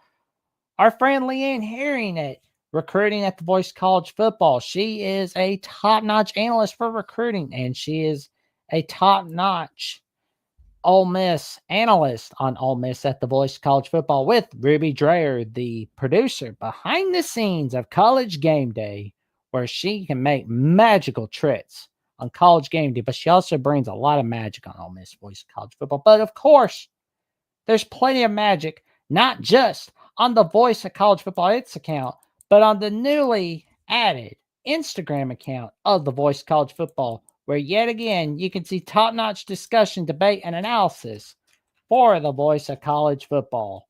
Stay tuned. You won't want to miss it. And let's get it to 1,000 followers. Let's go. Here we go. We're going to get it higher. And the call-in link's in the chat. But while we wait for more callers, we're going to go over, I'll be going over my takes on some of these recruiting additions. Alex Asperhoff. Sounds Russian to me. It's going to take me a minute to remember that name. But he was a combo specialist as a junior at San Joaquin Memorial. 43.5 yards per punt. That was all right.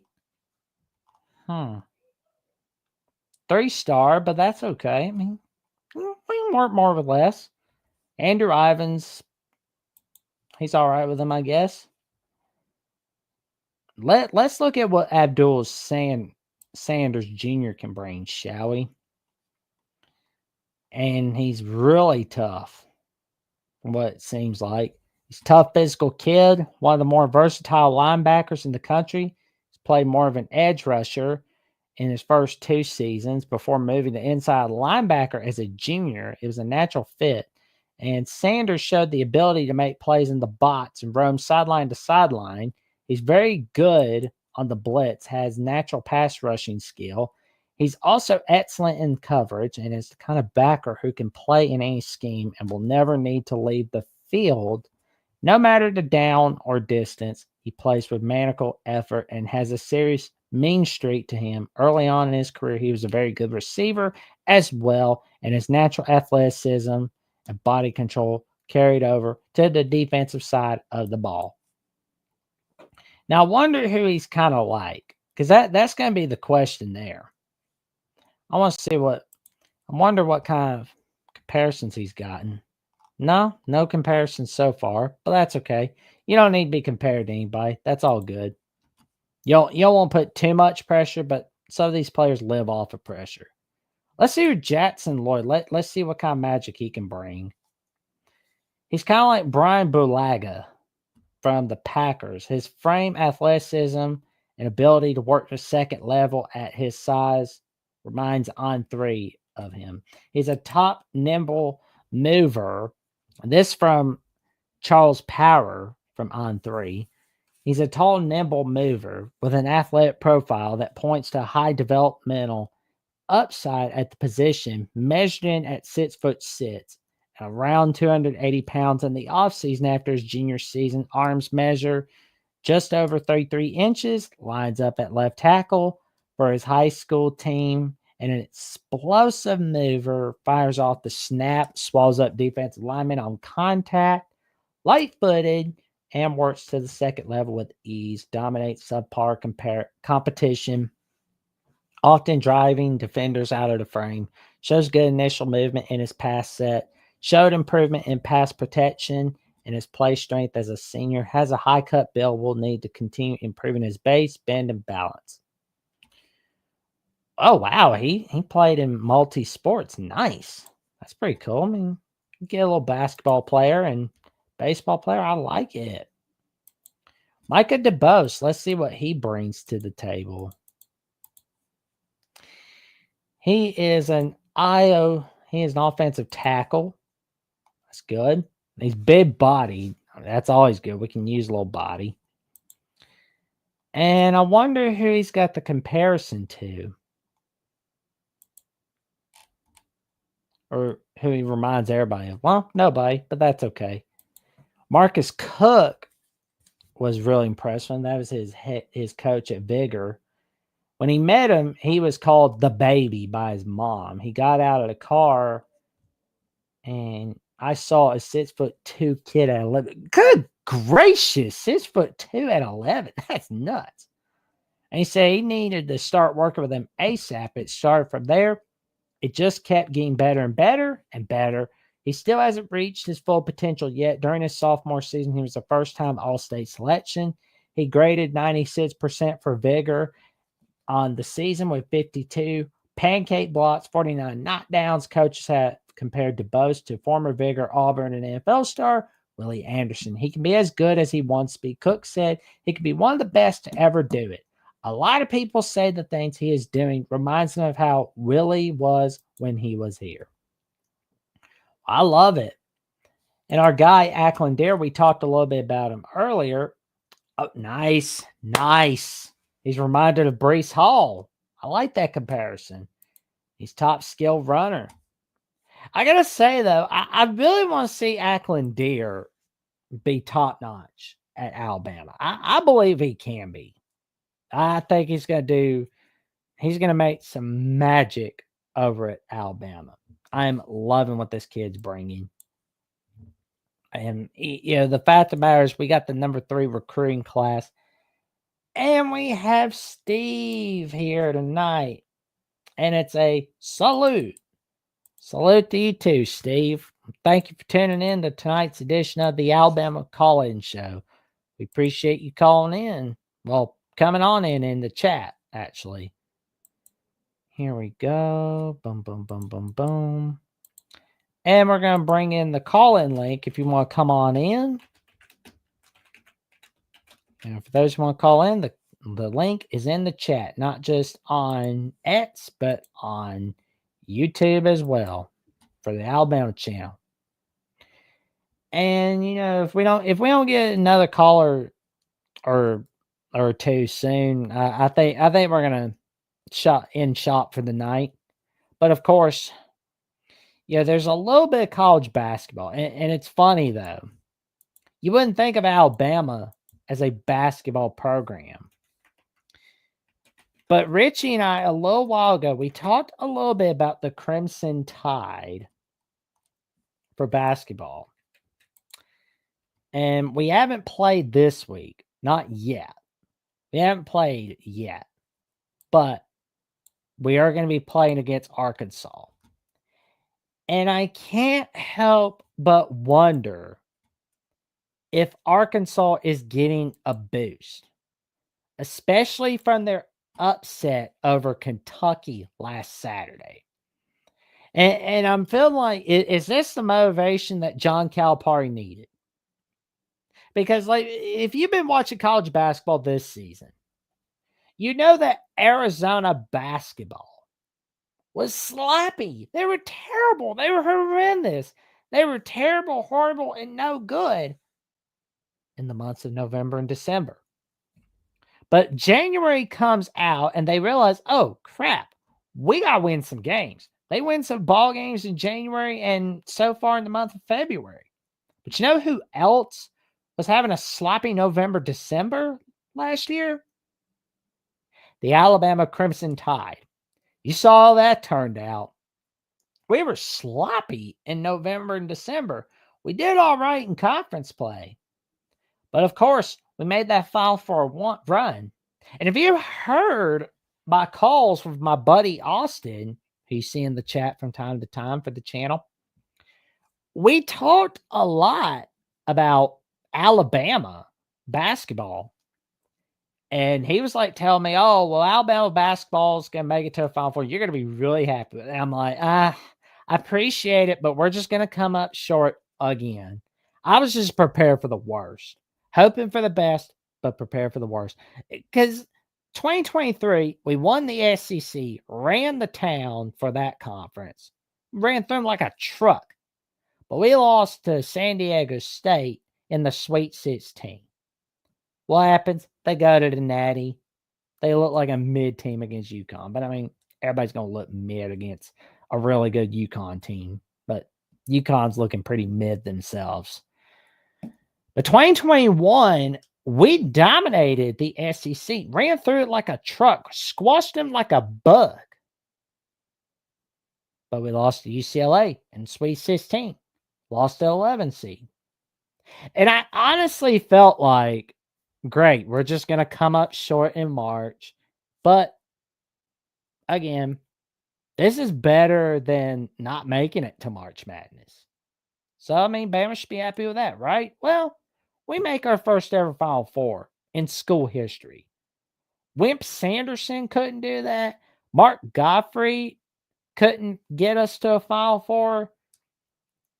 Would Nate Oates get us to a Final Four? I mean, I didn't even think that could happen, but it did.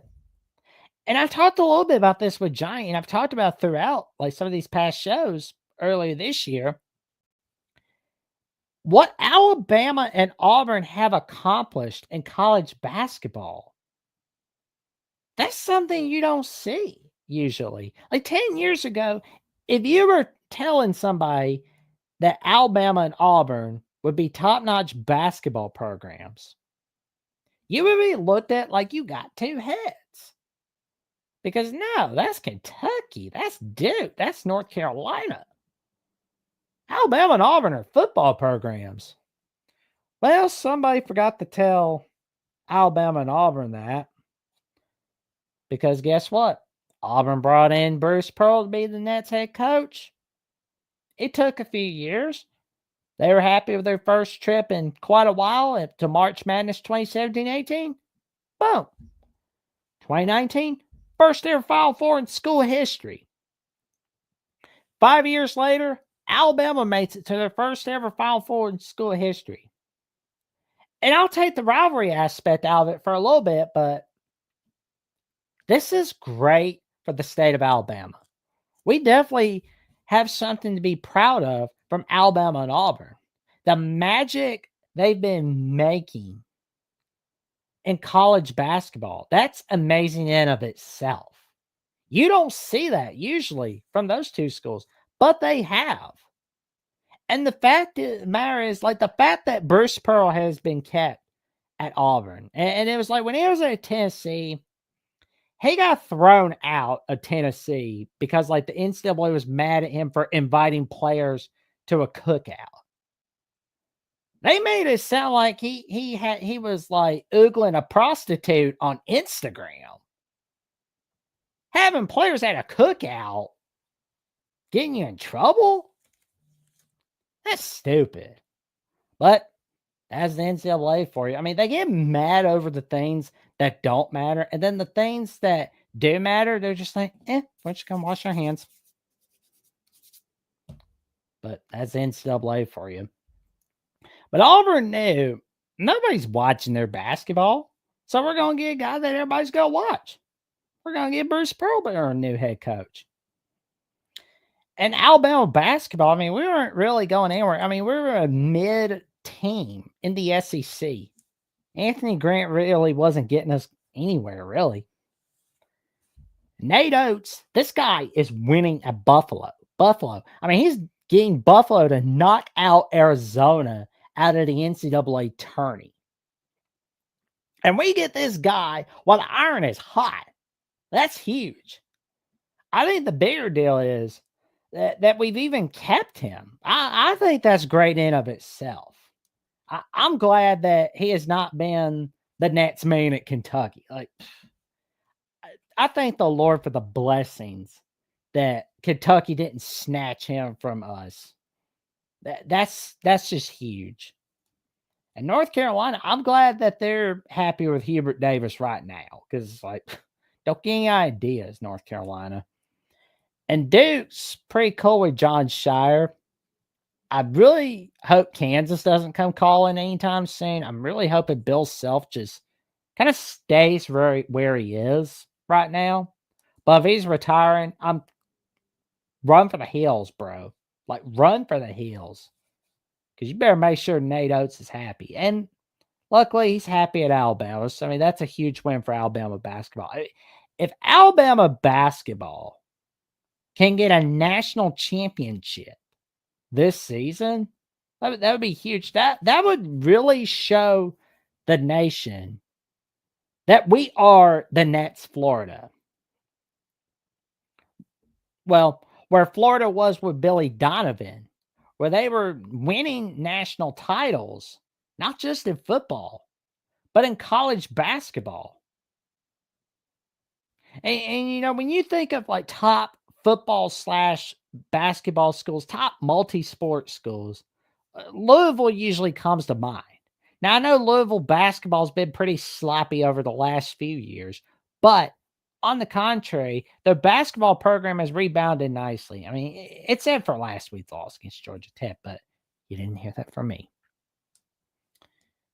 And, you know, Tennessee's a pretty good football basketball school. Kentucky's football, I mean, it's been up and down, but they were called a pretty good football basketball school for a minute. But we'll wait and see what happens. I'm just hoping that Alabama does not go down against Arkansas, because that would be disastrous. But at the same time, we can knock out number 1 Auburn. I mean, I hope we do. But if we're looking bad right now, I mean, now's the time to kind of look bad. Get all your weaknesses out the way.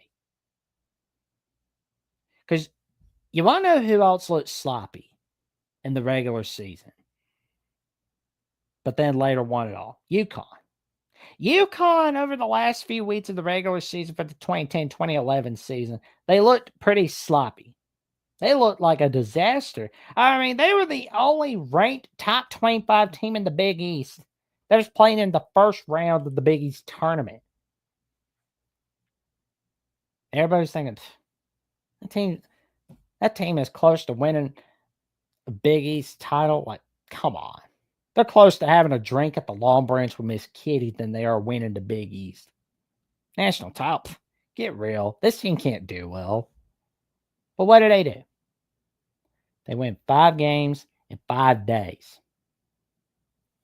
They show everybody how serious they are. Oh, not convinced enough? Oh, UConn's going to win in college basketball. They're going to win it all. Cardiac Kimba for the win. He gets it done. This man gets it done for the Yukon Huskies. And it was Jim Calhoun's last national title as a college basketball coach. And of course, y'all saw them beat the Butler Bulldogs in Butler's second straight year of the national title. But yet again, they didn't win. Well, it looks like we're not going to have any callers tonight, so I'm going to close up shop for Alabama at the Voice of College Football tonight. And before we go, I'd like to tell you about the Amazon link where you can shop on Amazon using the link to support the Voice of College Football. You don't need to buy the product displayed. It doesn't cost you a penny, and you get the same shopping experience. And may I tell you a little bit about the YouTube memberships of Alabama at the Voice of College Football, as they are top notch. As for $2.99 a month, you will get loyalty badges next to your name in the comments and in the live chat. You get a custom emoji to use in the live chat and in the comments, and you get a member shout out just by becoming a Crimson Faithful member. But if you become a Saban disciple, you can get a priority reply to the comments and an access monthly hangout with yours truly, Jeffrey at Only Taught Sports, Johnny Burks, and Manny Wilson, our guy who is producing one video once a week. And finally, you get to become a Bear Bryant legend for $9.99 a month. And all you got to do, come on in, become a Bear Bryant legend. And in return, you get to connect on social media with us all, with all of us here at Alabama with the Voice of College Football. And you get to give out content requests of any kind. And neither rain, nor sleet, nor snow will put a stop to us from fulfilling your request at Alabama at the Voice of College Football. And with that being said, I wish you all a happy Thursday night and a happy Friday coming up.